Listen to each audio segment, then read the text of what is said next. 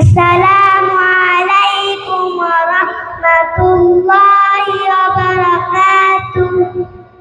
21 নম্বর হাদিস শরীফ, লা ইয়াদখুলুল জান্নাতা কাতিব, আত্মীয়তা ছিন্নকারী বেহেশতে প্রবেশ করিবে না। 22 নম্বর হাদিস শরীফ, আল-যুলমু যুলমাতুন ইয়াউমাল কিয়ামাহ, জুলুম কিয়ামতের দিন ভীষণ অন্ধকার হইয়া দেখা দিবে।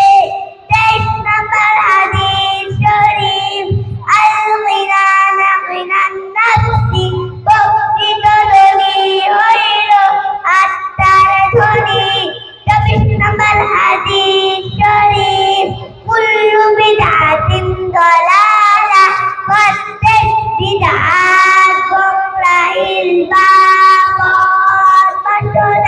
25 নম্বর হাদিস শরীফ, আম্মু ওয়াজলি সিনওয়াবি, চাচা বাপের মতো।